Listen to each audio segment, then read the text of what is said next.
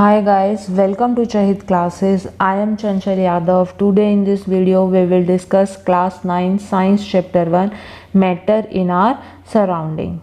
In our last video we discussed about properties of solid liquid and gas. अगर आपको detail में देखनी है तो लिंक डिस्क्रिप्शन बॉक्स में दिया हुआ है. Today we will discuss about change of state of matter. So firstly we will discuss about common unit and SI unit of temperature की कॉमन यूनिट टेम्परेचर की कौन सी होती है और एसआई यूनिट कौन सी होती है. तो हम अलग अलग यूनिट्स का यूज़ करते हैं टेम्परेचर को मेज़र करने के लिए. जो सबसे ज़्यादा हम यूनिट्स यूज़ करते हैं टेम्परेचर को मेज़र करने के लिए वो कौन कौन सी होती है? Kelvin and degree Celsius. तो अभी हम केल्विन के बारे में थोड़ा सा डिस्कस करेंगे. केल्विन क्या है? एसआई यूनिट होती है किसकी? टेम्परेचर की. इसको हम कैपिटल के सिंबल से डिनोट करते हैं. जो केल्विन स्केल है वो सबसे ज़्यादा कौन यूज़ करते हैं? साइंटिस्ट यूज़ करते हैं अपनी लैब के अंदर. ठीक है. जो केल्विन स्केल है वो सबसे ज़्यादा यूज़ इसलिए किया जाता है क्योंकि केल्विन स्केल के अंदर टेम्परेचर हमेशा पॉजिटिव रहता है. मेल्टिंग पॉइंट आइस का क्या होता है? 273 केल्विन. आइस का मेल्टिंग पॉइंट क्या होता है? 273 केल्विन. और जो बॉइलिंग पॉइंट होता है वाटर का वो क्या होता है? 373 केल्विन. कौन से स्केल में? केल्विन स्केल के अंदर. Now degree Celsius. जो डिग्री सेल्सियस होती है वो कॉमन यूनिट होती है टेम्परेचर की. जैसे केल्विन एसआई यूनिट होती है टेम्परेचर की, वैसे ही डिग्री सेल्सियस क्या होती है? कॉमन यूनिट होती है टेम्परेचर की. इसको हम इस वाले सिंबल से क्या करते हैं? डिनोट करते हैं. और इसको कैसे रीड करेंगे? Degree Celsius. जो मेल्टिंग पॉइंट होता है आइस का वो डिग्री सेल्सियस स्केल में 0 डिग्री सेल्सियस होता है. और बॉइलिंग पॉइंट वाटर का डिग्री सेल्सियस स्केल में क्या होता है? 100 डिग्री सेल्सियस. जो 0 डिग्री सेल्सियस होता है वो हमेशा 273 केल्विन के इक्वल होता है. अब इन दोनों के बीच में रिलेशन क्या होता है? केल्विन और सेल्सियस के बीच में. केल्विन और सेल्सियस के बीच में रिलेशन क्या होता है? Temperature in kelvin is equal to temperature in 0 degree celsius plus 273. ठीक है. अब हम इस रिलेशन का यूज़ कहाँ करते हैं? जब हमें केल्विन को डिग्री सेल्सियस के अंदर चेंज करना हो या डिग्री सेल्सियस को हमें केल्विन के अंदर चेंज करना हो तब हम ये रिलेशन यूज़ करते हैं. इस डिस्कशन से क्या क्लियर हुआ है कि अगर हमें सेल्सियस को डिग्री सेल्सियस को केल्विन के अंदर चेंज करना हो तो हम क्या करते हैं? ऐड करते हैं 273. अगर केल्विन को डिग्री सेल्सियस के अंदर चेंज करना हो तो हम क्या करेंगे? सब्ट्रैक्ट करेंगे 273. अब हम कुछ न्यूमेरिकल डिस्कस करेंगे कि केल्विन को डिग्री सेल्सियस स्केल में कैसे चेंज करते हैं और डिग्री सेल्सियस को केल्विन में कैसे चेंज करते हैं. तो फर्स्ट हमारा क्या है कि 300 केल्विन को हमें डिग्री सेल्सियस स्केल में चेंज करना है. अभी मैंने बताया कि केल्विन को डिग्री सेल्सियस में चेंज करने के लिए हम केल्विन में से क्या करते हैं? 273 सब्ट्रैक्ट करते हैं. तो हम क्या कर देंगे? 300 में से 273 सब्ट्रैक्ट कर देंगे तो हमारा क्या आंसर आ जाएगा? 27 डिग्री सेल्सियस. सेकंड क्या है कि 28 डिग्री सेल्सियस को हमें केल्विन स्केल के अंदर चेंज करना है. अब मैंने बताया था कि डिग्री सेल्सियस को केल्विन में चेंज करने के लिए हम क्या करते हैं? डिग्री सेल्सियस के अंदर 273 ऐड कर देते हैं. तो हमारा क्या आ जाएगा? 273 plus 28 301 kelvin. Now we will discuss about change of state of matter. Change of state of matter में firstly we will discuss about inter conversion of state of matter. जब मैटर अपनी एक स्टेट से दूसरी स्टेट के अंदर change हो जाता है और वापस से अपनी ओरिजिनल स्टेट के अंदर चेंज हो जाए उसको हम क्या बोलते हैं? Inter conversion of states of matter. For example हमने क्या किया? आइस को हीट करके किसके अंदर चेंज कर दिया? वाटर के अंदर चेंज कर दिया, और वापस से हमने वाटर को रेफ्रिजरेटर में रख के फ्रिज के अंदर आइस में चेंज कर दिया। तो इसी को ही हम क्या बोलेंगे, इसी फिनोमिना को बोलेंगे inter conversion of states of matter. जो मैटर होता है हम उसकी स्टेट्स क्या कर सकते हैं, चेंज कर सकते हैं। सॉलिड से लिक्विड में चेंज कर सकते हैं, लिक्विड से हम गैस के अंदर भी चेंज कर सकते हैं। जो वाटर होता है वो 3 स्टेट्स में एग्जिस्ट करता है। एज अ सॉलिड आइस की फॉर्म में एग्जिस्ट करता है, एज अ लिक्विड वाटर की फॉर्म में एग्जिस्ट करता है, as a gas water vapour या फिर स्टीम की फॉर्म में एग्जिस्ट करता है। Now we will discuss about कि जो मैटर होता है हम उसकी एक मैटर को की स्टेट्स क्या कर सकते हैं, चेंज कर सकते हैं। सॉलिड से लिक्विड में चेंज कर सकते हैं, लिक्विड से गैस में, ठीक है। जो मोस्टली मेटल्स होते हैं वो क्या होते हैं, सॉलिड होते हैं। हम उनको हीट करके पहले किस में चेंज करते हैं, लिक्विड के अंदर चेंज करते हैं, और अगर हम एक्सेस अमाउंट में उनको टेम्परेचर या हीट करें तो वो किसके अंदर चेंज हो जाते हैं, वेपर के अंदर। तो अगर हमें किसी मैटर की फिजिकल स्टेट चेंज करनी हो तो हम कैसे चेंज कर सकते हैं, by changing the temperature of the matter और by changing the pressure of the matter. मतलब हम 2 पार्टिकल्स के बीच का स्पेस, उसकी काइनेटिक एनर्जी और फोर्स ऑफ अट्रैक्शन चेंज कर सकते हैं टेम्परेचर चेंज करके और प्रेशर चेंज करके।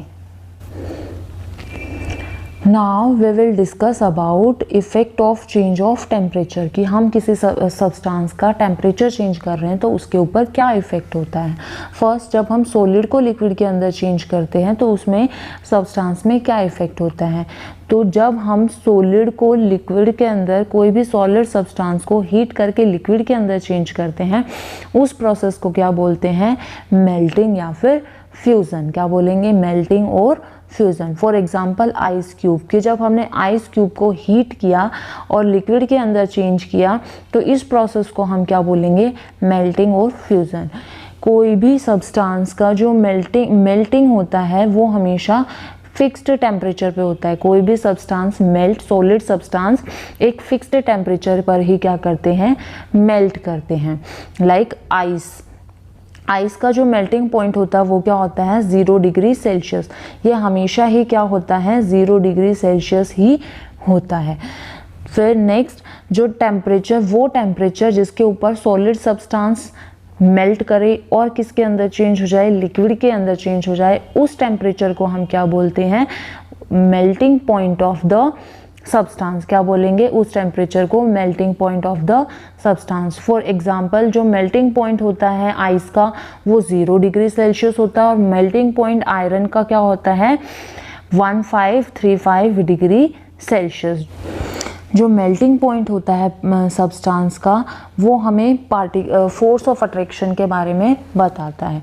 अगर मेल्टिंग पॉइंट किसी सब्सटेंस का हाई है तो जो फोर्स ऑफ अट्रैक्शन होगी पार्टिकल्स के बीच में वो भी क्या होगी, हाई होगी। अगर मेल्टिंग पॉइंट क्या है, लो है किसी सब्सटेंस का, तो फोर्स ऑफ अट्रैक्शन भी क्या होगी, लो होगी। लाइक हमने अभी पढ़ा कि जो आइस का मेल्टिंग पॉइंट होता है वो 0 डिग्री सेल्सियस होता है और आयरन का मेल्टिंग पॉइंट 1535 डिग्री सेल्सियस होता है।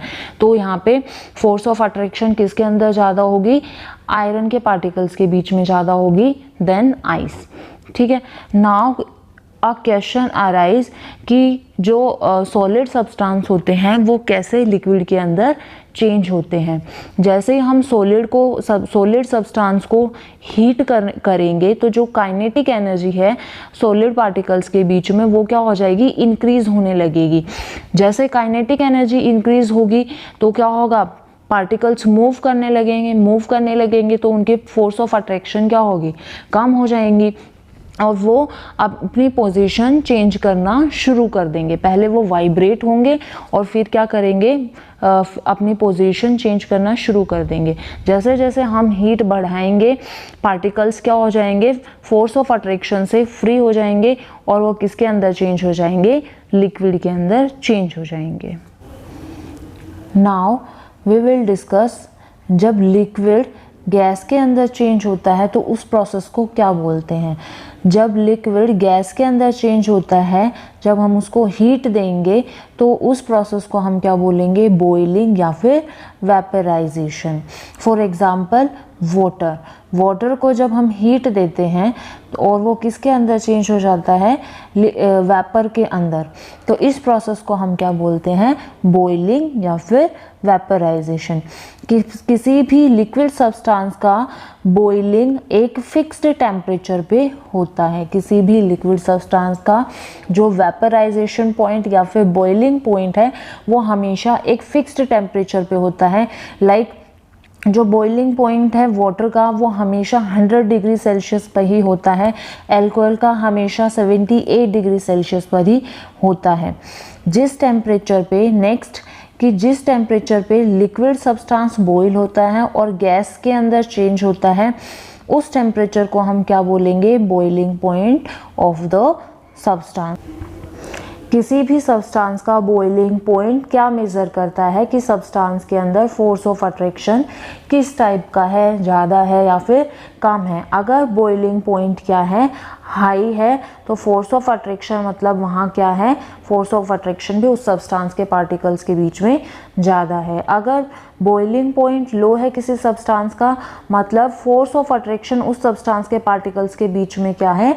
लो है। जैसे यहाँ पे बॉइलिंग पॉइंट वाटर का क्या है? 100 डिग्री सेल्सियस है और अल्कोहल का क्या है? 78 डिग्री सेल्सियस है। मतलब वाटर के पार्टिकल्स के बीच में फोर्स ऑफ अट्रैक्शन क्या है? ज़्यादा है, और अल्कोहल के पार्टिकल्स के बीच में फोर्स ऑफ अट्रैक्शन वाटर से कम है। नाउ वी विल डिस्कस कि लिक्विड सब्सटेंस गैस में कैसे चेंज होता है। जैसे हम लिक्विड को हीट करते हैं तो जो काइनेटिक एनर्जी है पार्टिकल्स के बीच में वो क्या करने लगती है? काइनेटिक एनर्जी इंक्रीज करने लगती है। काइनेटिक एनर्जी इंक्रीज करेगी तो जो फोर्स ऑफ अट्रैक्शन है पार्टिकल्स के बीच में वो क्या करने लगता है? डिक्रीज करने लगता है। और उसके बाद जो पार्टिकल्स हैं वो क्या कर लेते हैं? अपनी पोजीशन चेंज कर लेते हैं। और जैसे जैसे हम हीट बढ़ाएंगे तो जो पार्टिकल्स होंगे वो क्या हो जाएंगे? फ्री हो जाएंगे और वो किसके अंदर चेंज हो जाएंगे? गैस के अंदर चेंज हो जाएंगे। नाउ वी विल डिस्कस कि जब गैस लिक्विड के अंदर चेंज होती है तो उस प्रोसेस को क्या बोलते हैं। जब गैस लिक्विड के अंदर चेंज होती है तो उस प्रोसेस को हम बोलते हैं कंडेंसेशन। गैस को लिक्विड में चेंज करने के लिए हम क्या करते हैं? गैस को कूल करेंगे, थोड़ी देर के लिए ठंडा करेंगे तो वो किसके अंदर चेंज हो जाती है? लिक्विड के अंदर। मतलब हम गैस का क्या करते हैं? टेम्परेचर डिक्रीज करते हैं। टेम्परेचर क्या कर देते हैं? डिक्रीज कर देते हैं। इसके लिए हम एक एक्टिविटी करेंगे। एक्टिविटी में हमने एक केटल ली, केटल के अंदर हमने वाटर डाला और उसको बॉईल किया। फिर हमने एक फ्राइंग पैन लिया, फ्राइंग पैन को हमने क्या किया? फ्राइंग पैन के ऊपर हमने कुछ आइस क्यूब डाल ली और जो केटल की पाइप है उसके सामने हमने फ्राइंग पैन को लगा दिया। तो हमने ऑब्जर्व किया कुछ टाइम बाद कि फ्राइंग पैन के बॉटम में से वाटर की ड्रॉपलेट्स गिर रही है। तो ये वाटर की ड्रॉपलेट्स कहाँ से आई? जब केटल में से स्टीम निकल रही थी तो वो जाके फ्राइंग पैन के बॉटम से जाके टकराई और हमारा फ्राइंग पैन कैसा था? ठंडा था। तो जिससे जो स्टीम है, गैस है, वो किसके अंदर चेंज हो गई? लिक्विड के अंदर चेंज हो गई। इसी प्रोसेस को क्या बोलते हैं? Condensation process. जब हम आप क्वेश्चन वही अराइज होता है कि गैस लिक्विड के अंदर किस तरीके से चेंज होती है। जब हम गैस को ज़्यादा कूल कर देते हैं तो इसके पार्टिकल्स क्या करने लगते हैं? अपनी काइनेटिक एनर्जी लूज करने लगते हैं। मतलब पार्टिकल्स की काइनेटिक एनर्जी कम होने लगती है और उससे क्या होगा? जो पार्टिकल्स की मूवमेंट होगी वो क्या हो जाएगी? कम हो जाएगी। पार्टिकल्स स्लोली मूव करने लगेंगे और एक दूसरे के पास आ जाएंगे। इससे क्या होंगे? वो वापस से अट्रैक्ट करने लगेंगे और क्या बन जाएगा? यहाँ पे हमारा लिक्विड बन जाएगा। हम ये बोल सकते हैं कि जो कंडेंसेशन प्रोसेस होती है वो बिल्कुल ही उल्टी होती है, बिल्कुल रिवर्स होती है किसकी? बॉइलिंग की। बॉइलिंग में क्या हो रहा था? लिक्विड से गैस में चेंज हो रहा था और कंडेंसेशन में क्या होता है? गैस से लिक्विड में चेंज होता है। फोर्थ क्या है कि जब लिक्विड सॉलिड के अंदर चेंज होता है तो उस प्रोसेस को हम क्या बोलते हैं? जब लिक्विड सॉलिड के अंदर चेंज होता है तो उस प्रोसेस को हम क्या बोलते हैं? फ्रीजिंग या फिर सॉलिडिफिकेशन। लिक्विड को सॉलिड में चेंज करने के लिए भी हम उसको क्या करेंगे? उसके टेम्परेचर को डिक्रीज करेंगे या फिर उसको कूल करेंगे। For example conversion of water into ice, कि हम वाटर को किसके अंदर चेंज करते हैं? आइस के अंदर। तो हम वाटर को आइस के अंदर चेंज करने के लिए अपने घर पे क्या करते हैं? उसको फ्रीज़र में रखते हैं। तो उसी प्रोसेस को हम क्या बोलते हैं? जब हमारा वाटर आइस के अंदर चेंज हो जाता है तो उस प्रोसेस को हम क्या बोलेंगे? क्या बोलेंगे? फ्रीजिंग। क्या बोलेंगे? फ्रीजिंग। जो फ्रीजिंग होता है वो बिल्कुल ही उल्टा रिवर्स होता है मेल्टिंग का। मेल्टिंग के अंदर हम क्या कर रहे थे? सॉलिड को लिक्विड के अंदर चेंज कर रहे थे। किस में कर रहे थे? ये हम मेल्टिंग में कर रहे थे। और यहाँ पे हम फ्रीजिंग में क्या करते हैं? लिक्विड से सॉलिड में चेंज करते हैं। जो फ्रीजिंग पॉइंट होता है वाटर का वो क्या होता है? 0 डिग्री सेल्सियस। फिर नाउ अ क्वेश्चन अराइज कि लिक्विड सॉलिड के अंदर चेंज कैसे होता है? जब हम लिक्विड को कूल करते हैं तो इसके पार्टिकल्स अपनी काइनेटिक एनर्जी लूज करने लगते हैं। मतलब जो काइनेटिक एनर्जी होती है पार्टिकल्स की वो डिक्रीज होने लगती है। अब काइनेटिक एनर्जी किसी पार्टिकल की कम होगी तो क्या होंगे? पार्टिकल्स के बीच में फोर्स ऑफ अट्रैक्शन बढ़ जाएगा। फोर्स ऑफ अट्रैक्शन बढ़ेगा तो वो क्या करेंगे? मूव करना बंद कर देंगे और वो अपनी ही पोजीशन पे वाइब्रेट करने लगेंगे और इससे वो किसमें चेंज हो जाएंगे? सॉलिड के अंदर चेंज हो जाएंगे। तो अभी तक हमने क्या डिस्कस किया कि जब सॉलिड लिक्विड के अंदर चेंज होता है तो उसको हम क्या बोलते हैं? मेल्टिंग बोलते हैं। क्या बोलते हैं? मेल्टिंग। लिक्विड गैस के अंदर चेंज होता है तो उसको हम क्या बोलते हैं? बॉइलिंग बोलते हैं। क्या बोलेंगे? बॉइलिंग। और जब हमारी गैस लिक्विड के अंदर चेंज होता है तो उसको हम कौन सी प्रोसेस बोलते हैं? कंडेंसेशन। कौन सी बोलेंगे? कंडेंसेशन। और जब हमारी लिक्विड सॉलिड के अंदर चेंज होगा तो उसको हम क्या बोलेंगे? Freezing. Our next topic is latent heat. तो लेटेंट हीट क्या होता है कि हम मैटर के स्टेट्स को चेंज करने के लिए कितनी हीट एनर्जी का, कितने अमाउंट में हीट एनर्जी का यूज़ कर रहे हैं, that is called latent heat. I am repeating again कि किसी सब्सटेंस की स्टेट्स को चेंज करने के लिए, फिजिकल स्टेट को चेंज करने के लिए कितनी हीट एनर्जी की ज़रूरत है, that is called latent heat. Latent heat का मतलब क्या होता है? लेटेंट का मतलब होता है हिडन। इसको हम लेटेंट हीट क्यों बोलते हैं? क्योंकि ये अपनी प्रेजेंस शो नहीं करते टेम्परेचर को, सब्सटेंस के टेम्परेचर को इंक्रीज करके। So it does not detected by thermometer. अब ये अपनी प्रेजेंस शो नहीं करते तो हम इनको थर्मोमीटर से डिटेक्ट भी नहीं कर पाते।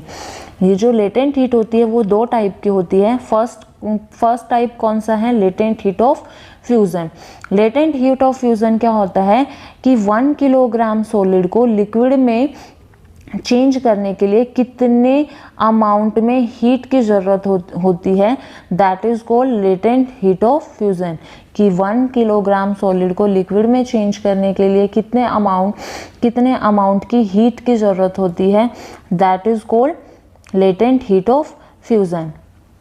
Now we will do an experiment. Experiment में हम क्या लेंगे? एक बीकर लेंगे और उसके अंदर क्या डाल देंगे? आइस क्यूब डाल देंगे और फिर उसके अंदर थर्मोमीटर सस्पेंड कर देंगे। क्या करेंगे? थर्मोमीटर सस्पेंड करेंगे और फिर हम क्या करेंगे? आइस क्यूब का टेम्परेचर ऑब्जर्व करेंगे तो क्या आएगा? 0 डिग्री सेल्सियस। उसके बाद हम एक बर्नर की हेल्प से हीट देना शुरू करेंगे आइस क्यूब को। उसके बाद फिर हम फिर से इसका टेम्परेचर नोट करेंगे तो फिर से क्या आएगा? 0 डिग्री सेल्सियस। 1 मिनट के बाद हम फिर से क्या करेंगे? टेम्परेचर मेज़र करेंगे आइस क्यूब वाले बीकर का तो फिर से क्या आएगा? 0 डिग्री सेल्सियस ही आएगा। फिर आइस क्यूब मेल्ट होना शुरू हो जाएंगे लिक्विड के अंदर। उस टाइम हम अगेन टेम्परेचर मेज़र करेंगे तो फिर से क्या आएगा 0 डिग्री सेल्सियस। जब आइस के थोड़े बहुत छोटे छोटे क्यूब्स बचेंगे बीकर के अंदर, हम फिर से एक बार मेज़र करेंगे टेम्परेचर तो फिर से ही क्या आएगा 0 डिग्री सेल्सियस। मतलब वहाँ पे जो टेम्परेचर था वो कांस्टेंट था, 0 डिग्री सेल्सियस ही था। तो यहाँ से क्या पता चला कि टेम्परेचर के अंदर कोई चेंज नहीं आया। टेम्परेचर क्या था यहाँ पे कांस्टेंट था, टेम्परेचर के अंदर चेंज आया ही नहीं। जब सारी आइस मेल्ट हो जाएगी तब वाटर का टेम्परेचर इंक्रीज होना शुरू हो जाएगा। तो यहाँ से हम क्या बोल सकते हैं कि जो लेटेंट हीट होती है वो सिर्फ किसी भी सब्सटेंस की फिजिकल स्टेट ही चेंज करती है, उसके टेम्परेचर में कोई भी चेंज नहीं लाती है। Now second type latent heat का कौन सा है? Latent heat of vaporisation. Latent heat of vaporisation क्या होती है कि 1 kg सॉलिड को 1 kg लिक्विड सब्सटेंस को गैसियस स्टेट में चेंज करने के लिए कितनी अमाउंट में हमें हीट की ज़रूरत होती है बिना टेम्परेचर में चेंज किए हुए, that is called latent heat of vaporisation. I am repeating again कि 1 kg लिक्विड सब्सटेंस को गैसियस स्टेट में चेंज करने के लिए कितनी अमाउंट में हीट की रिक्वायरमेंट होती है, वो भी बिना टेम्परेचर चेंज किए हुए उस सब्सटेंस का, that is called latent heat of vaporisation. इसके लिए भी हम एक एक्टिविटी करेंगे। एक्टिविटी में हम क्या लेंगे, एक बीकर लेंगे और उसके अंदर क्या डाल देंगे, वाटर डाल देंगे। क्या डाल दिया हमने, वाटर डाल दिया। फिर क्या करेंगे, थर्मोमीटर की हेल्प से हम टेम्परेचर मेज़र करेंगे। तो यहाँ पे हमने ऑब्जर्व किया कि जो टेम्परेचर है वो 100 डिग्री सेल्सियस आया। उसके बाद हम बर्नर की हेल्प से वाटर को हीट करना शुरू करेंगे और 1 मिनट बाद फिर से हम थर्मोमीटर की हेल्प से टेम्परेचर मेज़र करेंगे। तो हमने यहाँ पे फिर ऑब्जर्व किया कि इसका टेम्परेचर कितना आया, 100 डिग्री सेल्सियस ही आया। जब वाटर बॉईल करने लगेगा तब हम फिर से एक बार टेम्परेचर चेंज करेंगे तो क्या होगा, फिर भी इसका 100 डिग्री सेल्सियस ही आएगा। तो यहाँ से हमने क्या ऑब्जर्व करा कि टेम्परेचर वाटर का हम हीट दे रहे हैं तब भी कितना है, 100 डिग्री सेल्सियस ही है, उसके अंदर कोई चेंज नहीं आया। जब वाटर वेपर के अंदर चेंज होना शुरू होगा तब वाटर का टेम्परेचर क्या होगा, इंक्रीज होना शुरू होगा। टेम्परेचर कब इंक्रीज होना शुरू होगा, जब वाटर गैस के अंदर चेंज होना शुरू हो जाएगा। तो यहाँ से भी हम क्या बता सकते हैं कि जो लेटेंट हीट है वो सब्सटेंस का टेम्परेचर चेंज नहीं करती है, वो सिर्फ उसको एक स्टेट से दूसरी स्टेट में चेंज करने में हेल्प करती है। Our next topic is sublimation. की सब्लिमेशन क्या होता है? जनरली अभी तक हमने क्या पढ़ा है या क्या ऑब्जर्व किया है कि जब हम किसी सॉलिड सब्सटेंस को हीट करते हैं तो वो पहले किसके अंदर चेंज होता है, लिक्विड के अंदर चेंज होता है। फिर और ज़्यादा उसका अगर हम टेम्परेचर इंक्रीज़ करेंगे तो किसके अंदर चेंज होता है, गैस के अंदर चेंज होता है। इसी तरीके से जब हम गैस को कूल करते हैं, गैस का टेम्परेचर डिक्रीज़ करते हैं तो वो किसके अंदर, पहले लिक्विड के अंदर चेंज होती है, और अगर हम और ज़्यादा टेम्परेचर डिक्रीज़ करें तो वो किसके अंदर चेंज होती है, सॉलिड के अंदर चेंज होती है। लेकिन सब्लिमेशन प्रोसेस में क्या होता है, सब्लिमेशन प्रोसेस में कोई सॉलिड सब्सटेंस डायरेक्ट किस में चेंज होता है, वेपर के अंदर। जब हम किसी सॉलिड सब्सटेंस को हीट करते हैं तो वो डायरेक्टली किस में चेंज होता है, वेपर के अंदर। इसी को ही हम कौन सी प्रोसेस बोलते हैं, सब्लिमेशन की। जब हम किसी सॉलिड सब्सटेंस को हीट करते हैं, टेम्परेचर इंक्रीज करते हैं उसका, और वो किसके अंदर चेंज हो जाए, वेपर के अंदर, दैट इज कॉल्ड सब्लिमेशन। जो सब्लिमेशन के एग्जाम्पल्स हैं वो कौन कौन से हैं, camphor, naphthalene ball, dry ice. Camphor आपने देखा होगा, हम घर पे मंदिर में जो कपूर यूज़ करते हैं वो डायरेक्ट किस में चेंज, सॉलिड से डायरेक्ट गैसियस स्टेट में चेंज हो जाती है। इसी तरीके से नेफ्थलीन बॉल जो हम अपने कपड़ों में कपूर की गोलियां दबाते हैं वो भी क्या होती है, उसमें भी डायरेक्ट सॉलिड किसके अंदर चेंज होता है, वेपर के अंदर। ड्राई आइस, ड्राई आइस क्या होता है, सॉलिड कार्बन डाइऑक्साइड। इन सब में क्या होती है, सब्लिमेशन प्रोसेस होती है। मतलब ये डायरेक्ट सॉलिड से डायरेक्ट किस में चेंज होते हैं, गैस के अंदर। तो आज की वीडियो में हमने क्या डिस्कस किया, change of state of matter, कि हम किसी भी मैटर की स्टेट को चेंज कर सकते हैं उसका प्रेशर चेंज करके या फिर टेम्परेचर चेंज करके। तो आज हमने पहले क्या डिस्कस किया था कि जब हम किसी सब्सटेंस का टेम्परेचर चेंज करते हैं तो उस पर क्या इफेक्ट होता है। जब हम सॉलिड को लिक्विड में चेंज करते हैं तो उस प्रोसेस को क्या बोलते हैं, मेल्टिंग। लिक्विड को गैस में चेंज करते हैं तो उसको क्या बोलेंगे, बॉइलिंग। और जब हम गैस को लिक्विड में चेंज करते हैं तो उस प्रोसेस को क्या बोलते हैं, कंडेंसेशन। और जब लिक्विड को सॉलिड के अंदर चेंज करते हैं तो उसको क्या बोलते हैं, फ्रीजिंग।